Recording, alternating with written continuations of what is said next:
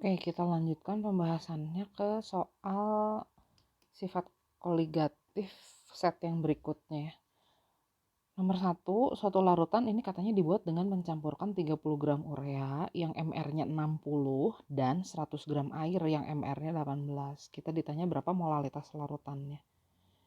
Molalitas itu adalah jumlah mol zat terlarut dalam tiap kilogram pelarut, atau kalau kita mau hitung massa pelarutnya dalam satuan gram, jadi seperti ini.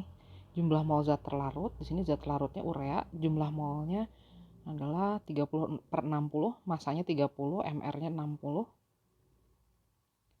Massa pelarutnya airnya 100 gram. Nah, jadi kita dapat molalitasnya itu adalah 5 molal. Nomor 2, kita ditanya molalitas larutan C2H5OH 46%. Kalau larutannya berkonsentrasi 46%, kita boleh berasumsi dalam setiap 100 gramnya terdapat 46 gram C2H5OH dan sisanya adalah pelarut. Pelarutnya selalu dianggap air kalau tidak ada keterangan. Nah, masing-masing zat terlarut dan pelarutnya bisa kita hitung dulu berapa MR-nya. Jadi kita sekarang bisa menghitung molalitasnya. Molalitas itu adalah jumlah mol zat terlarut dalam tiap kilogram pelarut. Jumlah mol zat larutnya 46 gram, MR-nya kebetulan 46 juga. Massa pelarutnya 54.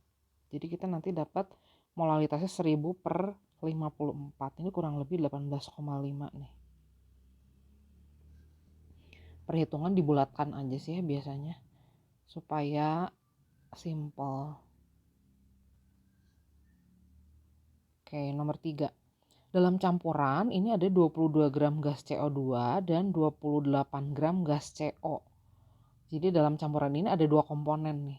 Ada gas karbon dioksida dan gas karbon monoksida. Kita ditanya berapa fraksi mol CO2.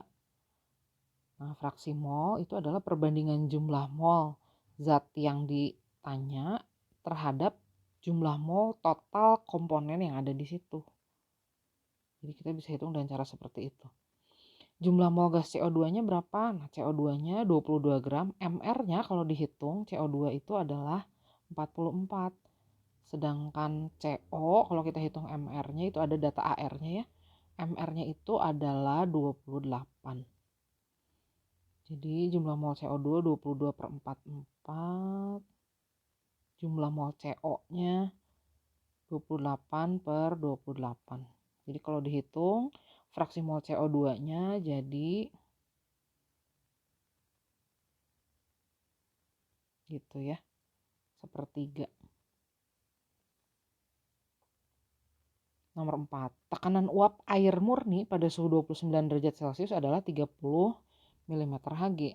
Kita dapat data P0 ini, tekanan uap air murni atau pelarut murni. Penurunan tekanan uap larutan yang dibuat dengan mencampurkan 15 gram propanol dan 85,5 gram air adalah, nah kita ditanya berapa penurunan tekanan uapnya. Jadi kita ditanya berapa delta P-nya. Delta P menurut hukum Raoult ini sebanding dengan fraksi mol zat terlarutnya.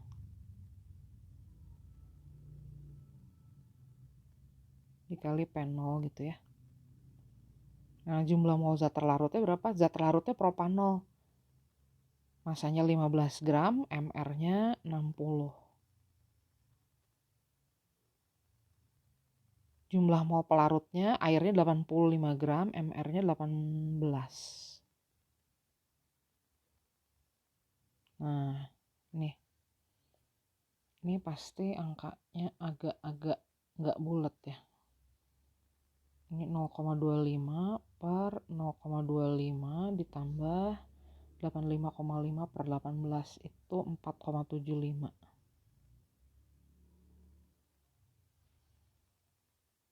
Nah, ini kalau kita lanjutkan perhitungannya jadi 0,25/5 kali 30.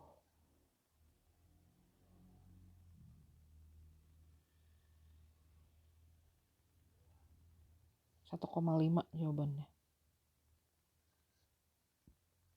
Nomor 5. Untuk menaikkan titik didih 500 gram air menjadi 100,1 derajat Celcius, air murni dianggap mendidih pada suhu 100 derajat Celcius. Kalau sekarang kita ingin menaikkannya menjadi 100,1, berarti kenaikan titik didihnya jelasnya 0,1 derajat Celcius.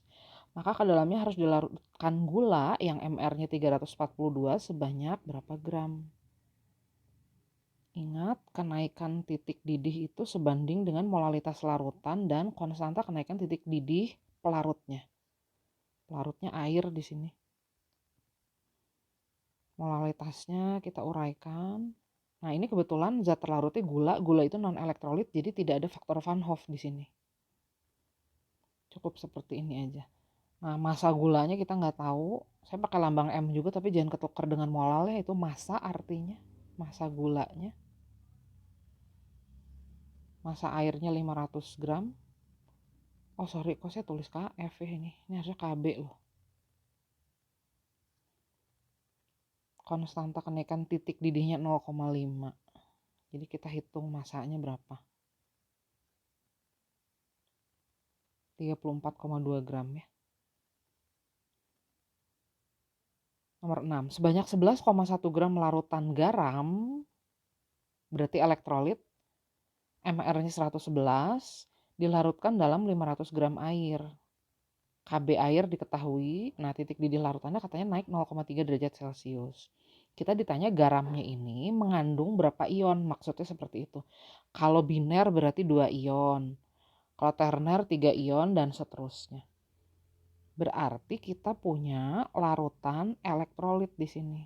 Larutan elektrolit, kenaikan titik didihnya dipengaruhi juga oleh faktor Van Hoff. Jadi di situ ditambahkan ada faktor Van Hoff ya, ada I-nya. Kenaikan titik didihnya 0,3 derajat, jumlah mol zat terlarutnya, massanya 11,1 gram, MR-nya 111, massa pelarutnya 500 gram airnya, KB-nya 0,5. Nah, kita bisa dapat I-nya. Kita hitung dulu I-nya. Ini berarti I-nya adalah 3. Nah, faktor Van Hoff itu tergantung dari 1 ditambah jumlah ion dikurangi 1 dikali alfa. Kita nggak dikasih tahu garamnya ini terurai seluruhnya atau enggak. Nah, kalau gitu kita boleh berasumsi, anggap aja garamnya terurai seluruhnya atau alfanya 1. Jadi kalau alfanya 1, seperti ini aja ngitungnya. Atau I-nya akan sama dengan jumlah ion. Karena I-nya 3 berarti ya jumlah ionnya juga kita anggap 3. Berarti elektrolit kita ini adalah elektrolit terner. Nomor 7. Suatu senyawa memiliki rumus empiris C4H2N. Bila 3,84 gram senyawa tersebut dilarutkan dalam 500 gram benzen, berarti pelarutnya benzen, zat terlarutnya C4H2N ini, maka titik bekunya turun 0,3 derajat Celcius. Jika konstanta penurunan titik beku pelarut benzen adalah 5 derajat Celcius per mol, maka rumus molekul senyawanya adalah, ini sebenarnya secara nggak langsung kita ditanya berapa MR-nya. MR senyawa yang dilarutkan dalam benzen ini. Senyawa yang rumus empirisnya C4H2N. Nah, di sini nggak perlu ada faktor Van Hoff karena biasanya benzen ini sifatnya nonpolar, otomatis zat terlarutnya juga nonpolar, otomatis non-elektrolit, tidak terurai jadi ion. Jadi kita nggak perlu memusingkan faktor Van Hoff-nya. Oke, mol zat terlarutnya massa dibagi MR, MR-nya kita nggak tahu, mau kita cari. P-nya massa pelarutnya 500 gram, KF-nya 5. Jadi kita nanti dapat berapa MR-nya. Jadi MR-nya 38,4 per 0,3. Berapa nih? 38,4 dibagi 0,3. 128. Nah, ini adalah MR dari senyawa yang rumus empirisnya C4H2N. Kita biasanya menghitung begini ya, C4H2N-nya akan dikalikan suatu bilangan. Terus kita masukkan AR masing-masingnya. Di sini kan karbonnya jadi ada 4 buah ya. 4A dikali AR karbon. Hidrogennya jadi ada 2A. AR hidrogen 1. Nitrogennya 1, jadi A aja jumlahnya kali AR nitrogen. Ini jadi 48A ditambah 2A ditambah 14A sama dengan 128. Itu 64 ya jadinya ya. Jadi A-nya 2. Jadi senyawa yang dimaksud C8, H4, N2. Nomor 8, di antara larutan berikut yang titik bekunya paling tinggi adalah, nah titik beku paling tinggi ini berarti dia hanya mengalami penurunan titik beku kecil atau yang delta TF-nya paling kecil. Ini akan menghasilkan titik beku paling tinggi. Jadi kita akan mencari mana senyawa atau zat yang penurunan titik bekunya paling kecil. Nah kalau turunnya cuma sedikit berarti kan dia jadi paling tinggi gitu maksudnya. Nah masing-masing kita hitung dulu berapa penurunan titik bekunya. Larutan yang A ini adalah larutan elektrolit dengan 3 buah ion, 2 ion Na, 1 ion karbonat. Kalau alfanya dianggap 1, berarti faktor Van Hoff-nya 3. Kita dapat sekian delta TF-nya. Larutan yang kedua ini adalah asam lemah. Asam lemah nggak bisa kita anggap I-nya 1 ya. Jadi ini pasti ada I-nya, tapi I-nya pasti lebih kecil dari 2. Kenapa saya simpulkan begitu? Karena CH3COOH ini kan kalau terurai jadi 2 ion. Tapi penguraiannya tidak 100%, jadi pasti I-nya kurang dari jumlah ionnya. Nah, untuk sementara kita anggap aja 0,5 kF dikali I, di mana I-nya itu angkanya antara 1 sampai 2, jadi di bawah 2 ya. Yang ketiga itu adalah rumus molekul untuk glukosa. Glukosa non elektrolit, jadi nggak usah dipakein faktor Van Hoff, gini aja. Yang D ini larutan garam magnesium nitrat, elektrolit Turner nih, 3 ion. Kalau kita anggap I-nya kita anggap alfanya 100%, I-nya berarti 3.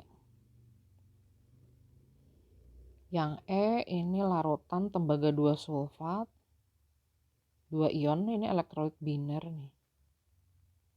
Gitu.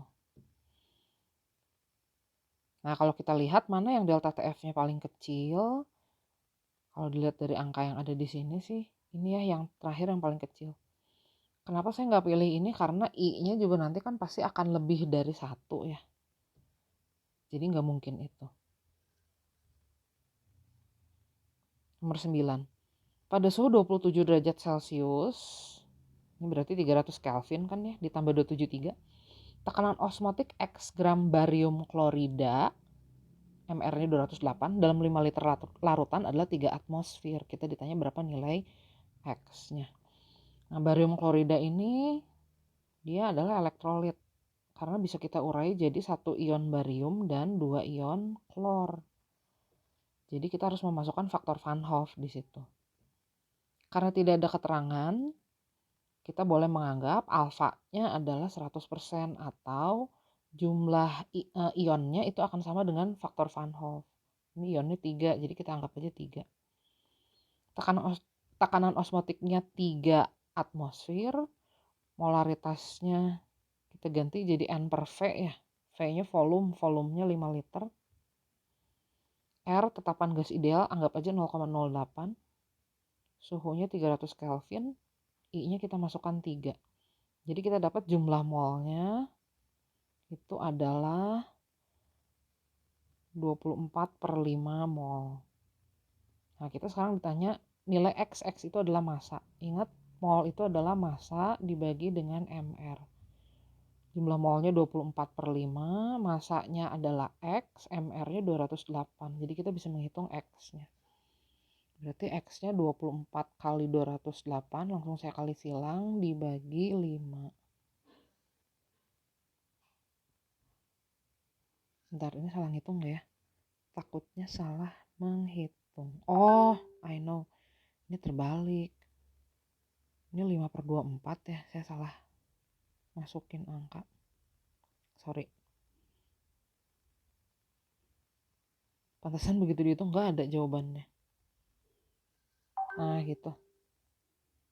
Jadi 5 kali 208 dibagi 24. 43,33. Nomor 10. Jika seluruh larutan berikut ini memiliki konsentrasi yang sama, artinya molaritasnya sama, maka larutan dengan tekanan osmotik tertinggi adalah tekanan osmotik itu, kalau kita lihat ini di sini hampir semuanya senyawa ionik, jadi kita harus masukin faktor Van Hoff. Kalau yang A, faktor Van Hoff-nya berarti 2. Kalau yang B, faktor Van Hoff-nya kita hitung, ini jumlah ionnya 3. Yang C jumlah ionnya 1 ion aluminium 3+, 3 ion klor jadi 4. Yang D ada 5. Nah yang E hati-hati, PCl5 kalau kamu ingat ini tipe molekulnya AX5 dan dia bersifat nonpolar. Gak ada pasangan elektron bebasnya tuh di situ. Jadi ini dianggap non-elektrolit, tidak akan terurai orang, dia kan senyawanya senyawa kovalen, kovalennya kovalen nonpolar lagi ya. Gitu, jadi nggak ada faktor Van Hoff-nya. Kalau kita lihat larutan dengan tekanan osmotik tertinggi jadi yang D. Oke, ini nomor 11 kita membahas tentang penggunaan sifat koligatif. Biasanya memang penurunan titik beku itu adalah dasar pembuatan larutan atau cairan radiator anti beku. Jadi kita menambahkan etilen glikol ke dalam air radiator supaya titik bekunya turun. Jadi pada suhu jauh di bawah 0 derajat Celcius dia sudah melewati titik bekunya dan dia berada dalam fase cair. Jadi dia tidak membeku. Kenaikan titik didih biasanya digunakan untuk menghitung MR. Tadi juga udah ada contohnya di soal-soal sebelumnya. Nah, tekanan osmotik biasanya digunakan untuk membuat larutan infus. Selain itu juga untuk larutan tetes mata dan sebagainya. Karena prinsipnya larutan infus, larutan tetes mata itu harus bersifat isotonik terhadap konsentrasi cairan tubuh kita supaya tidak terjadi osmosis di situ ya. Jadi nggak ada nanti sel tubuhnya jadi menggembung atau sel tubuhnya menjadi kisut. Jadi ketiga jawaban benar.